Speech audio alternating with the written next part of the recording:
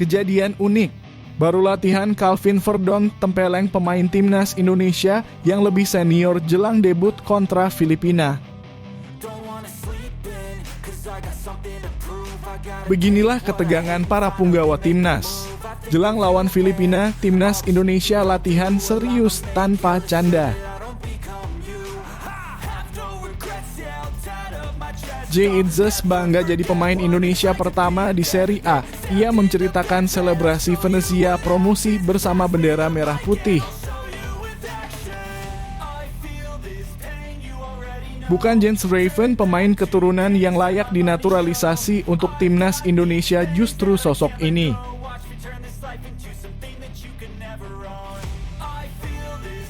Jordi Amat curhat ke media Spanyol.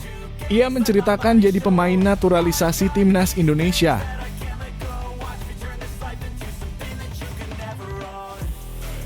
PSSI beberkan kondisi mental Hernando Ari usai blunder bakal main gacor bela timnas Indonesia lawan Filipina.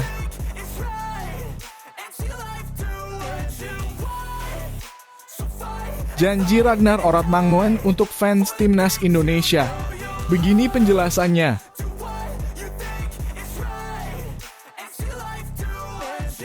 Kasih keras, Shin Tae-yong minta Indonesia mati-matian lawan Filipina.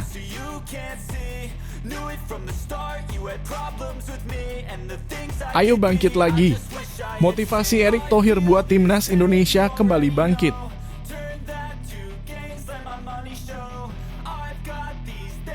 Jelang timnas Indonesia versus Filipina, PSSI tegur keras pengelola GBK minta perbaiki rumput.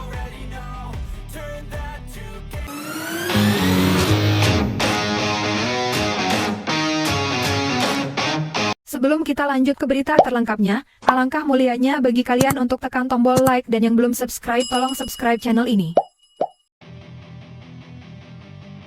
Momen unik terjadi saat kedekatan antara Calvin Verdonk dengan Ragnar Oratmangoen saat hendak memasuki Stadion Madia Senayan. Timnas Indonesia tengah melakukan persiapan dengan melakukan sesi pemusatan latihan jelang pertandingan kontra Filipina di kualifikasi Piala Dunia 2026. Meski baru dinyatakan resmi menjadi WNI pada Selasa lalu, terlihat sudah akrab dengan beberapa pemain timnas Indonesia, salah satunya Ragnar Oratmangoen. Nampak Calvin Verdonk memukul bagian kepala dari Ragnar Oratmangoen saat berjalan memasuki stadion jelang latihan yang digelar pada Minggu 9 Juni 2024. Pemain NEC Nijmegen itu terlihat bercanda gurau dengan pemain yang juga berasal dari klub Liga Belanda, yakni Fortuna Sittard. Walaupun sempat memukul bagian kepala dari penyerang timnas Indonesia itu, namun terlihat tidak ada wajah kekesalan dari Ragnar Oratmangoen. Ragnar Oratmangoen justru membalas respon Calvin Verdonk dengan senyuman lebar. Para pemain timnas Indonesia sudah tiba di Stadion Madia sejak pukul 18.20 tanpa menggunakan bus khusus dan justru memakai bus pariwisata. Kehadiran para punggawa skuad Garuda itu langsung disambut para fans yang sengaja datang untuk melihat langsung para idolanya berlatih di Stadion Madia Senayan. Nampak pula kehadiran Jay Itzes yang hadir dalam sesi latihan itu jelang persiapan menghadapi Filipina di kualifikasi Piala Dunia 2026. Timnas Indonesia wajib meraih kemenangan pada pertandingan yang digelar di Stadion Utama Gelora Bung Karno.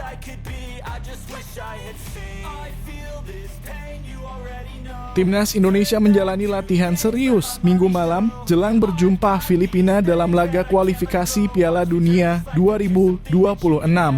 Skuad Garuda menggelar latihan di Stadion Madia Gelora Bung Karno, Jakarta, Minggu malam. Seluruh pemain hadir yang masuk ke dalam tim hadir dalam latihan ini. Para pemain datang tepat waktu di lokasi latihan pada pukul 18.20 waktu Indonesia Barat.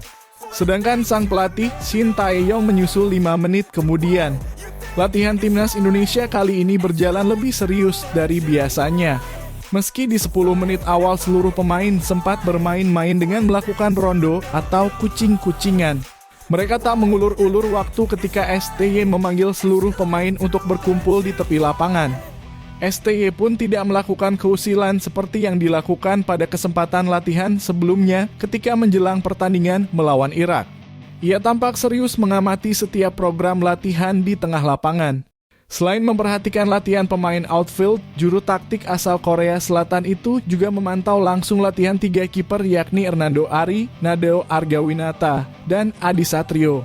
Latihan serius ini tak lepas dari tekad timnas Indonesia untuk meraih kemenangan atas Filipina. Sebab mereka harus menang atas sesama wakil Asia Tenggara itu jika ingin langsung mengamankan satu tempat di putaran ketiga kualifikasi. Saat ini Indonesia berada di peringkat kedua klasemen sementara grup F dengan 7 poin dari 5 pertandingan. Tim Merah Putih ditempel ketat oleh Vietnam yang berada di posisi ketiga dengan 6 angka. Timnas Indonesia butuh kemenangan melawan Filipina untuk memastikan melaju ke babak ketiga kualifikasi Piala Dunia 2026 secara mandiri tanpa bergantung dengan hasil laga Irak versus Vietnam.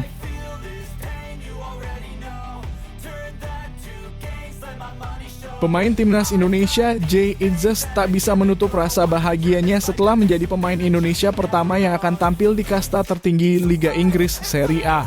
Jay Itzes membawa timnya Venezia meraih promosi dengan menaklukkan Cremonese di final promosi Serie B.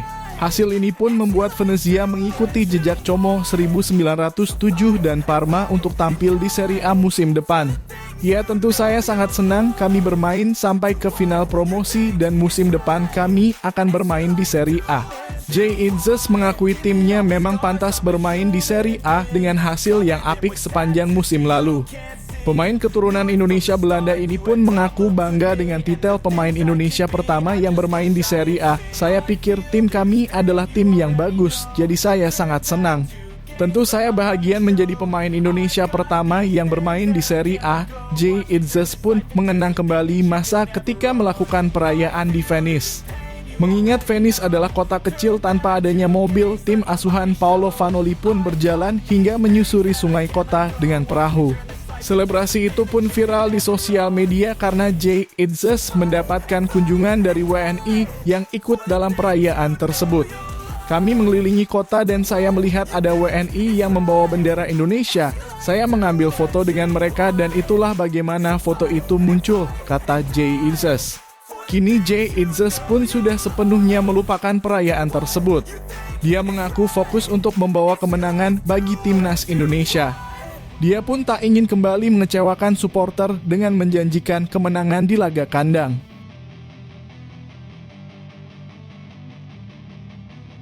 Bukan Jens Raven yang mencuri perhatian, pemain keturunan lain justru berhasil menjadi pembicaraan supporter timnas Indonesia dan dinilai layak dinaturalisasi. Jens Raven sedang menjalani proses naturalisasi pada saat ini dan akan segera disumpah menjadi warga negara Indonesia. Calvin Verdonk mendahuluinya dalam pengambilan sumpah karena sedang berada di Indonesia, sedangkan Raven bermain bersama timnas Indonesia U20 di Toulon Cup 2024 yang digelar di Prancis. Dalam turnamen usia dini tersebut, Indonesia selalu kalah dari 3 pertandingan yang digelar di grup B kontra Ukraina, Panama, dan Jepang. Raven selalu bermain dalam pertandingan yang dimainkan oleh timnas Indonesia U20, namun belum bisa memberikan gol hingga kini. Meski demikian, bukan berarti penyerang FC Dordrecht U21 itu tidak punya kualitas bagus, karena Garuda Nusantara sebagai tim memang kesulitan di turnamen ini. Sebab, lawan-lawan yang dihadapi oleh tim asuhan Indra Syafri tersebut sudah memiliki taraf internasional. Namun ada satu nama yang mencuri perhatian, yaitu Mauresmo Hinoke yang notabene-nya adalah rekan setim Raven di Dordrecht. Dari 3 laga yang dimainkan sejauh ini, timnas Indonesia U20 telah kebobolan 11 kali selagi hanya mampu mencetak 1 gol. Satu-satunya gol yang diciptakan Garuda Nusantara adalah melalui Mauresmo Hinoke yang mengeksekusi tendangan penalti dalam laga kontra Jepang yang berakhir 1-4. Penampilan Hinoke pun mencuri perhatian para pendukung timnas Indonesia. Selain 1 golnya tersebut, Hinoke memang terlihat beberapa kali memberi ancaman ke gawang Jepang sekalipun tak mendapatkan dukungan di lini serang. Timnas Indonesia U20 sendiri masih akan melakoni 1 pertandingan lagi di fase grup Toulon Cup 2024 dengan menghadapi Italia pada 12 Juni mendatang.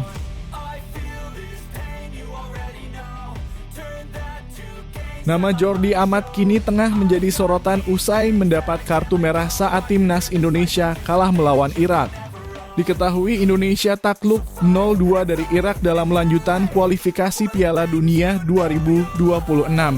Terlepas dari hal tersebut, kehadiran Jordi Amat sebagai pemain naturalisasi di timnas Indonesia membawa angin segar bagi dunia sepak bola tanah air.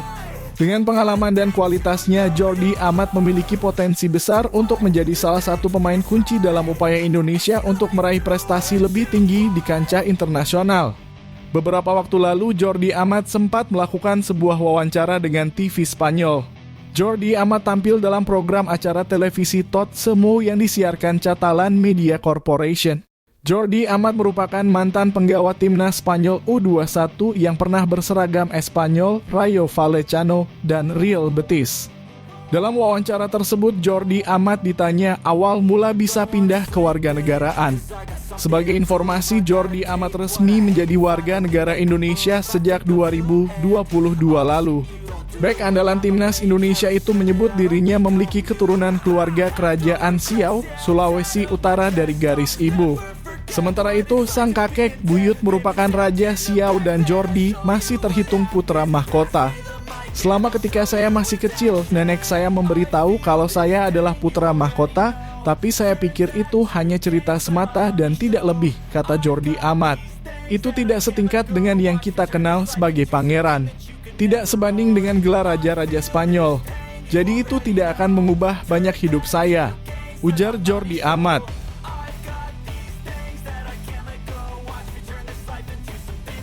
Ketua Badan Tim Nasional PSSI Sumarji memastikan kondisi mental kiper Hernando Ari semakin bagus. Dia bahkan disebut sudah mulai bisa tersenyum. Seperti diketahui, Hernando Ari sebelumnya melakukan blunder saat timnas Indonesia melawan Irak. Tim Merah Putih menelan kekalahan 0-2 dari Irak dalam laga kelima putaran kedua grup F kualifikasi Piala Dunia 2026 zona Asia di Stadion Utama Gelora Bung Karno, Jakarta, Kamis 6/6/2024. Tim asuhan Sintayong menelan kekalahan melalui gol penalti yang dicetak Aiman Hussein. Kemudian gol kedua tercipta karena blunder Hernando Ari. Pemain berusia 22 tahun tersebut melakukan kesalahan sehingga membuat Ali Jasim bisa mencetak gol ke gawang timnas Indonesia. Gol Ali Jasim itu terjadi setelah Hernando Ari blunder mendapatkan batch pass dari Asnawi Mangkualam. Saat menerima bola tersebut, Hernando didekati oleh dua pemain Irak dan salah satunya adalah Ali Jasim. Hernando punya opsi mudah menendang bola jauh ke depan. Justru mencoba mengontrol bola dan pemain Persebaya Surabaya itu gagal mengecoh Ali Jasim sehingga pemain lawan langsung merebut si kulit bulat.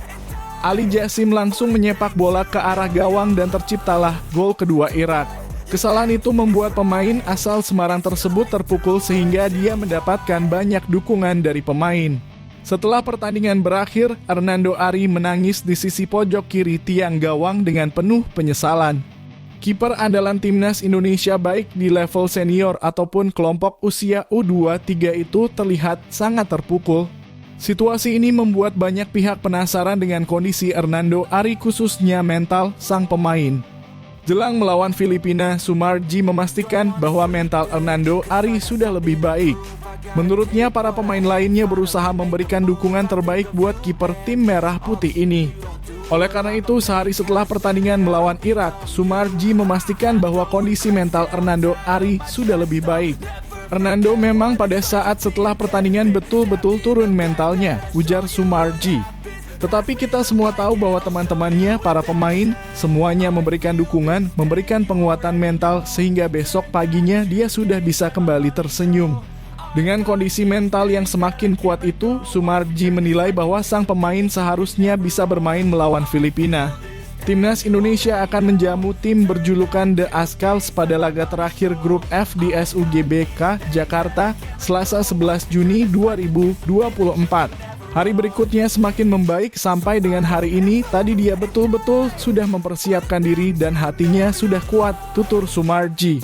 Dia menjalani latihan dengan intensitas tinggi bersama tim Merah Putih di Stadion Madia, Senayan, Jakarta pada Minggu 9 Juni 2024.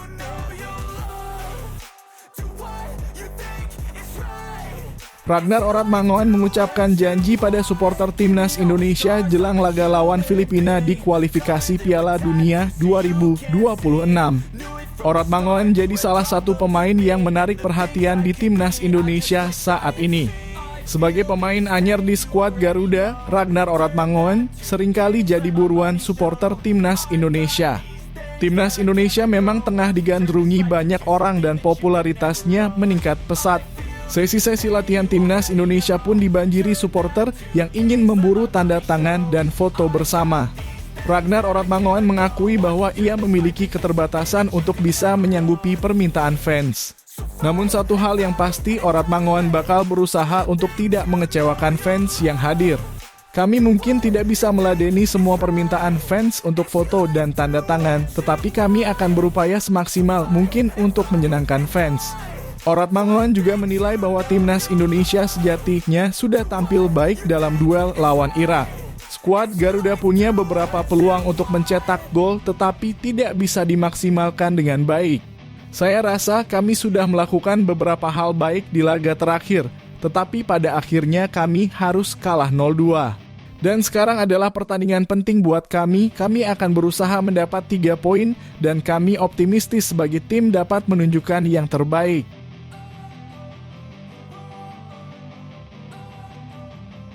Pelatih Sintayong meminta timnas Indonesia tampil mati-matian melawan Filipina dalam laga pamungkas kualifikasi Piala Dunia 2026 di Stadion GBK. Melawan Filipina jadi pertandingan krusial bagi timnas Indonesia. Kemenangan akan meloloskan Indonesia ke babak ketiga kualifikasi sekaligus melaju ke putaran final Piala Asia 2027. Apabila imbang apalagi sampai kalah, nasib Indonesia ke putaran ketiga dan Piala Asia 2027 bergantung pada hasil pertandingan Irak versus Vietnam. Karena itu Sintayong meminta kepada Marcelino Ferdinand dan kawan-kawan tampil habis-habisan lawan The Azkals demi meraih kemenangan. Bukan tidak mungkin Filipina yang tidak lagi memiliki kepentingan akan bermain lepas dan memberikan kesulitan kepada Indonesia.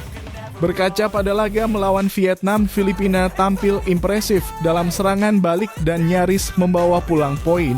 Filipina meski gagal lolos pasti akan berjuang keras melawan Indonesia.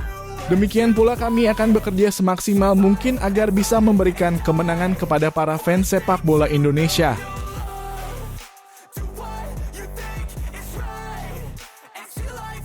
Ketua Badan Tim Nasional Indonesia PSSI Sumarji mengungkapkan motivasi Ketua Umum PSSI pada Timnas Indonesia setelah kekalahan dari Irak membuat skuad Garuda bangkit. Timnas Indonesia kalah dari Irak di hadapan 60.000 supporter yang hadir langsung di Stadion Gelora Bung Karno, Jakarta, Kamis 6 Juni 2024. Sempat menahan imbang 0-0 di babak pertama, 2 gol Irak dari Aiman Hussein dan Ali Jassim bersarang ke gawang Hernando Ari. Sumarji mengakui mental timnas Indonesia sempat surut ketika kekalahan atas Irak. Namun motivasi sang ketum diakui Sumarji bisa menjadi kunci kebangkitan. Pak Ketua Umum sudah memotivasi para pemain sehingga dengan motivasi yang cukup baik dari semuanya. Tentu harapan dari semuanya para pemain akan tampil all out. Sebelumnya, Ketua Umum PSSI Erick Thohir masuk ke dalam ruang ganti setelah kekalahan timnas Indonesia atas Irak.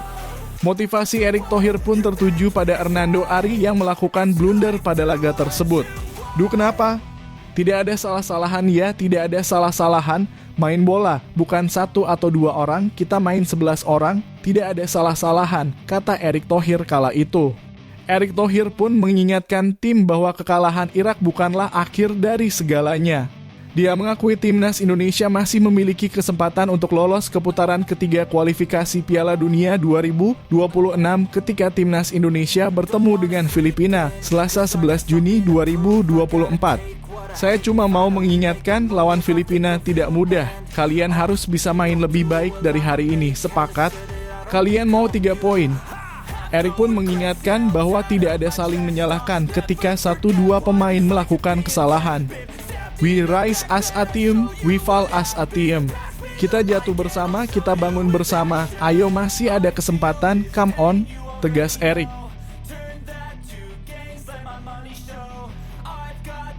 Anggota ex-Jo PSSI Sumarji menjelaskan bahwa pihaknya sudah berkomunikasi dengan pengelola Gelora Bung Karno.